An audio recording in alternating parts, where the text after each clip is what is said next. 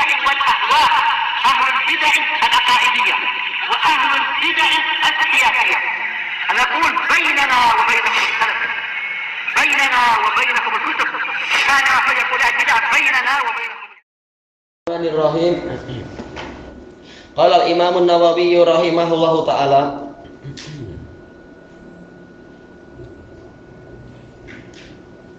Iya, ada ya.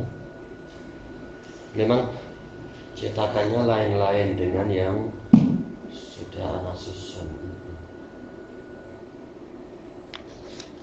Iya, kalau di cetakan ini setelah hadis Abi Jurai Jabir masih ada sejumlah hadis ya di sini. Tayyib. Al hadisul hadi wal arba'un ba'da samani mi'ah 841. Wa an Abi Hurairah radhiyallahu anhu qala bainama rajulun yusalli musbilun izarah. Suatu ketika ada seorang lelaki yang sholat dalam keadaan dia memanjangkan kain pelikatnya itu, yaitu sampai menutup mata kakinya, buku lalinya. Qala lahu Rasulullah sallallahu alaihi wasallam idhab fatawadda. Rasulullah SAW berkata kepadanya, pergilah engkau kemudian berwuduk lagi, yaitu sampai batal wuduknya. Seandainya sanadnya ini sahih, sampai menutup mata kaki, maka wuduk pasti batal, tidak sah wuduknya bahkan. Fadhahaba fatawadda, maka dia pun pergi kemudian dia berwuduk. Summaja, setelah itu dia datang lagi, faqal idhab fatawadda, ya wuduk lagi. Pokoknya kalau isbal wuduknya batal menurut hadis ini. Faqala lahu rajul ya Rasulullah malak amartahu, ini bahasa kasar ya, malak amartahu ay yatawadda summa sakataan. Wahai Rasulullah, ada apa dengan Anda? Anda memerintahkan kepadanya untuk berwudu kemudian Anda diam darinya. Qala innahu kana yusalli wa huwa musbilun izarah. Sesungguhnya dia sholat dalam keadaan dia memanjangkan kain pelikatnya itu, kain sarungnya. Wa innallaha la yaqbalu sholata rajulin musbila.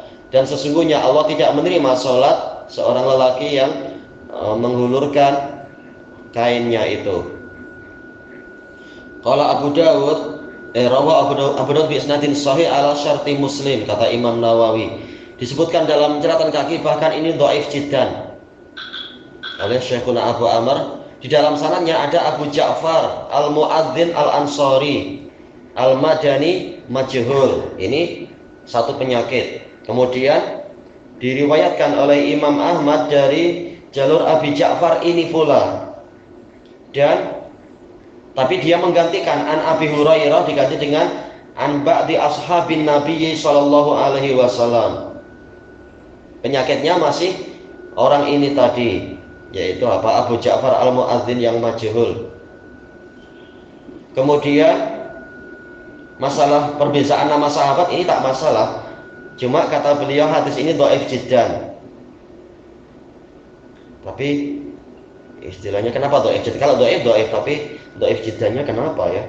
Memang didhaifkan oleh Syekh Albani, tapi masalah dhaif jiddannya coba kita lihat masih ada pembahasan tidak? Sebagian mereka berdalilkan dengan hadis Ibni Mas'ud yang diriwayatkan oleh Abu Dawud. Man asbala izarahu fi sholatihi khuyala, barang siapa menghulurkan kain pelikatnya, kain sarungnya di dalam sholatnya dalam keadaan sombong, falaisa minallahi jalla dzikruhu fi hillin wala haram, maka dia tidak ada hubungan dengan Allah baik dalam masalah halal ataupun yang haram. Padahal Abu Dawud telah mengisyaratkan bahwasanya riwayat ini mauqufah, maka tidak layak untuk menjadi syawahid. Ini aneh, yaitu lemah memang lemah, cuma dari sisi mana dikatakan dhaif jiddan? Beliau tidak memberikan tambahan apapun, cuma sekedar dhaif jiddan gitu aja. Jelas kalau penyakitnya sekedar rawi majhul, jelas sekedar dhaif. Tak tahu ini sampai tingkat dhaif jiddannya tidak disebutkan alasannya. Tapi yang pasti ini memang dhaif. Kenapa? Karena ini perkara syar'i, bahwasanya termasuk dari pembatal-pembatal sholat adalah menutup mata kaki ini perlu dalil yang kuat untuk seperti itu, bahwasanya ini adalah pembatal sholat. Maka yang rajih adalah tidak sampai batal, tetapi dosa besar karena dalil-dalil yang lain. Apalagi sampai dikatakan membatalkan wudhu, ini memang akan sangat aneh kalau tidak ada hadis sahih yang menetapkan itu. Kita masuk ke hadis berikutnya. Al hadis tsani wal arba'un ba'da samani mi'ah, 842. Wa an Qais ibni Bishr at-Taghlabi qala akhbarani abi wa kana jalisan li Abi Darda, ya teman duduk Abu Darda. Qala kana bi Dimashq rajulun min ashabin Nabi sallallahu alaihi wasallam. Dahulu kala di Damaskus ada seorang lelaki dari sahabat Nabi sallallahu alaihi wasallam, yuqalu lahu Sahal ibnu Hanzaliyah, dipanggil dengan Sahal ibnu Hanzaliyah. Wa kana rajulan mutawahhida, bukan maksudnya ahli tauhid, tapi mutawahhid artinya suka menyendiri. Qalla ma yujalisun nas, dia jarang duduk-duduk dengan orang lain. Innama huwa shalah, hanyalah kalau duduk-duduk dengan orang lain adalah tatkala salat. Fa idza faragha fa innama huwa tasbihun wa takbir hatta ya'tiya ahlah. Apabila selesai dari sholat dia hanya bertasbih, bertakbir, yaitu berzikir, kemudian sehingga dia mendatangi keluarganya. Famarra bina, suatu ketika dia melewati kami. Wa nahnu inda Abi Darda, dalam keadaan kami ada di dekat Abu Darda. Faqala lahu Abu Darda, maka Abu Darda berkata kepadanya, kalimatan tangfa'una wala tadurruk, berilah kami kalimat yang bermanfaat kepada kami dan tidak merugikan Anda. Kemudian beliau bercerita hadis. Ba'atsa Rasulullah sallallahu alaihi wasallam sariyatan faqadimat. Rasulullah SAW pernah mengirimkan suatu pasukan. Kemudian pasukan itu kembali. Faja'a rajulun minhum. Kemudian datang seorang lelaki dari pasukan tadi, fajalasa fil majlisil ladzi yajlisu fihi Rasulullah sallallahu alaihi wasallam. Kemudian dia duduk di majelis yang mana Rasulullah SAW juga duduk di situ.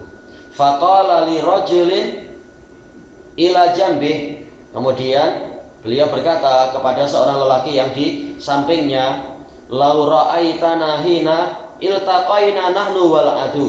Seandainya engkau melihat kami tatkala kami berjumpa dengan musuh, fahamala fulan wa ta'an, kemudian si fulan menyerang dan menusuk, faqal khudha minni wa anal gulamul ghifari, ambil ini dariku dan aku adalah pemuda dari Bani Ghifar.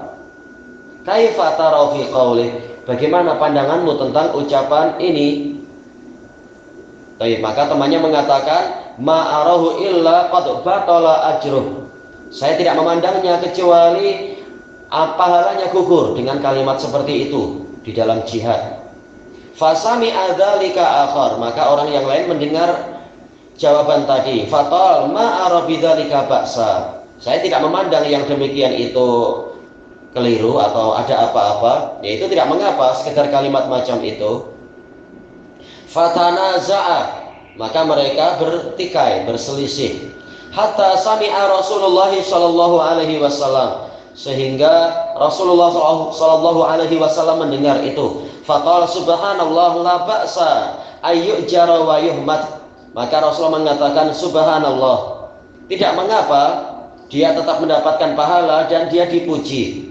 Dipuji bahwasanya ini adalah pemuda Ghifar, bukan untuk fanatik pada kabilah Ghifar, tapi menyebutkan kabilah ini juga ikut berjihad, kabilah ini juga menolong Nabi di dalam situasi yang diperlukan, sekedar itu, bukan untuk fanatik pada kabilah. Ini tidak mengapa.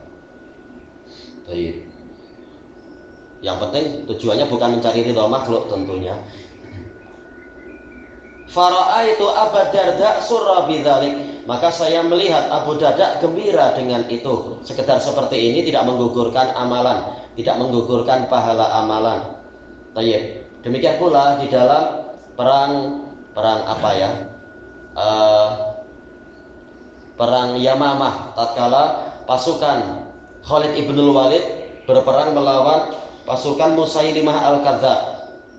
Pada waktu itu pasukan Musailimah lebih besar karena memang yang murtad itu majoriti orang setelah wafatnya Nabi. Pasukan Khalid tidak sebanyak itu. Nah, ketika itu betul-betul serangan itu besar sampai muslimin hampir terkalahkan. Maka kemudian Khalid ibn Walid berkata, sekarang masing-masing kabilah hendaknya menampilkan jasanya. Bukan jasa kepada saya maksudnya, tapi apa, jasa kepada Islam. Maka masing-masing kabilah pun bersemangat untuk menjadi sebagai kabilah yang terbaik yang berjasa di dalam Islam.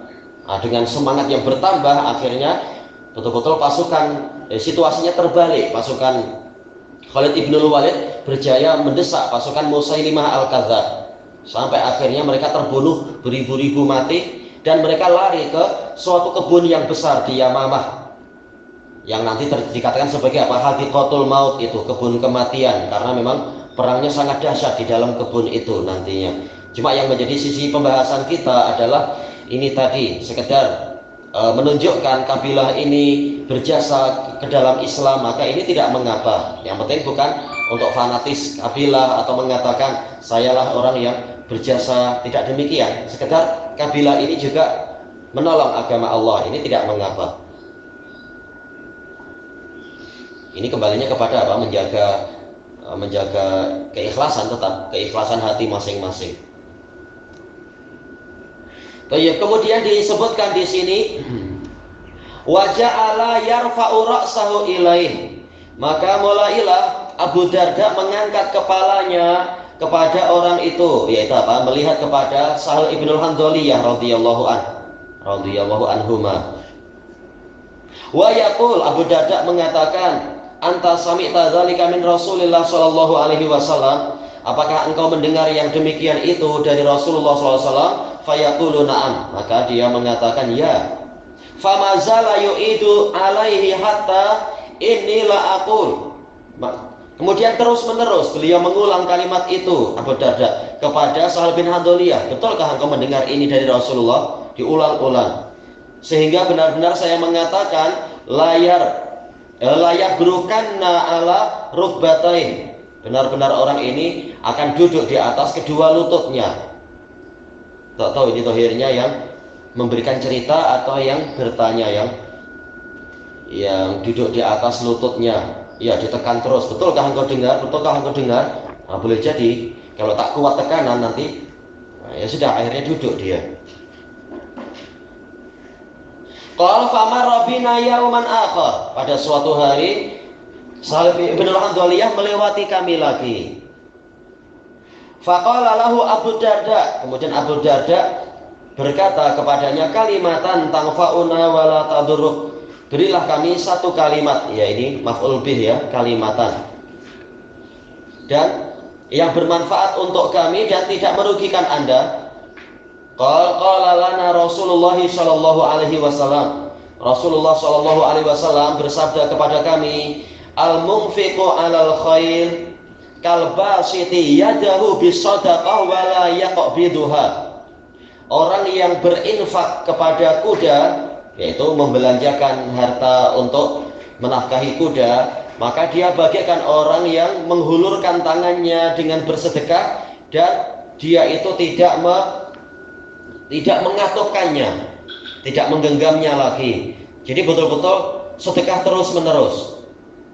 Ini ada beberapa penafsiran, diantaranya adalah bagaikan orang yang terus-menerus sedekah, yaitu pahalanya akan terus mengalir untuk dia. Karena Rasulullah sudah mengatakan al-khair ma'qudun ala ra'sihi al-khairu ila yaumil qiyamah.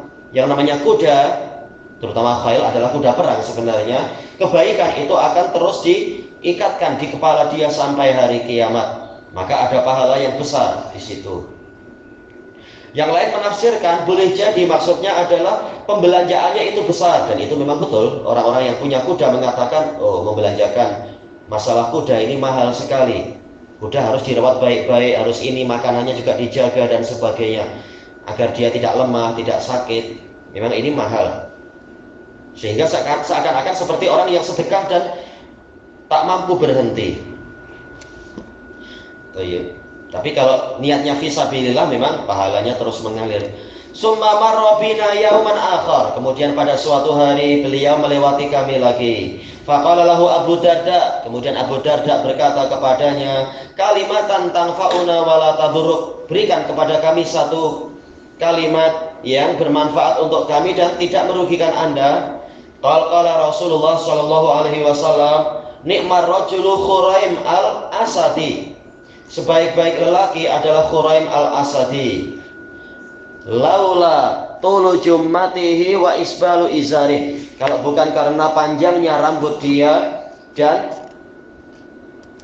panjangnya kain pelikat dia, isbal itu sampai menutup mata kakinya itu. Fabalagha dzalika Khuraiman, maka sabda Nabi tadi sampai kepada Khuraim. Fa'ajjal, maka dia pun bersegera untuk bertindak. Fa'akhadha syafratan, setelah itu dia mengambil pisau cukur. Faqata'a biha jummatahu ila udhunaih, dengan pisau cukur tadi dia, si asal dari syafrah adalah apa? Pisau untuk memotong, untuk menyembelih hewan. Syafrah itu ya, pisau cukur biasanya musa namanya. Dia memotong kepanjangan rambutnya itu sehingga hanya sampai ke kedua telinganya.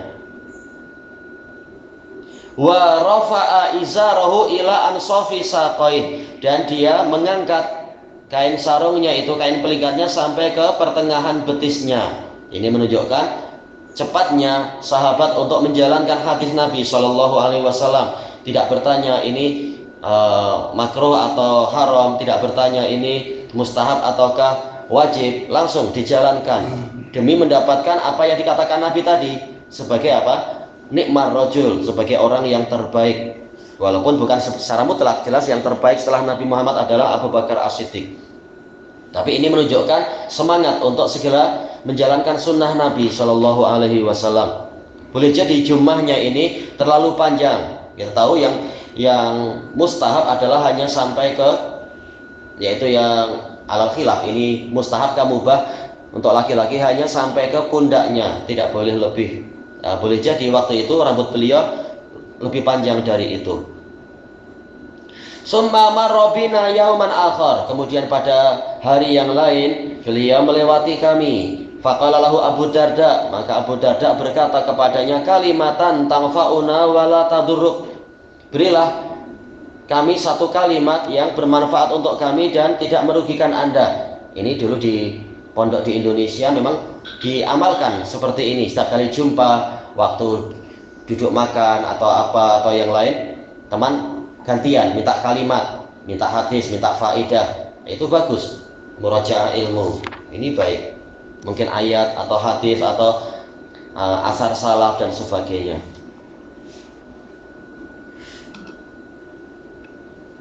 Di Damat juga seperti itu, sebagian masyayikh seperti itu juga. Tayyib. Qal sami'tu Rasulullah sallallahu alaihi wasallam yaqul, saya mendengar Rasulullah sallallahu alaihi wasallam bersabda, innakum qadimuna ala ikhwanikum, sesungguhnya kalian akan tiba berjumpa lagi dengan saudara-saudara kalian. Fa aslihu rihalakum, maka perbaikilah kendaraan-kendaraan kalian. Wa aslihu libasakum, perbaiki juga pakaian-pakaian kalian. Hatta takunu ka'annakum syamatun finnas, sehingga kalian menjadi seperti tahi lalat di tengah-tengah manusia. Maksudnya adalah menjadi keindahan. Kayak tahi lalat di wajah bagaikan keindahan di tengah-tengah manusia. Ini menunjukkan apa? Disunnahkan untuk berhias, tidak berlebihan, tidak perlu sampai gulu, tetapi berakhlak dengan baik, dengan pakaian yang baik, rambutnya disikat, kalau pakai penutup kepala ya itu lebih baik, dan seterusnya. Baik. Fa innallaha la yuhibbul fuhsya walat tafahush, karena sesungguhnya Allah tidak suka kekejian dan sikap keji, yaitu keburukan-keburukan. Berarti apa? Innallaha jamil yuhibbul jamal, sesungguhnya Allah itu indah dan mencintai keindahan.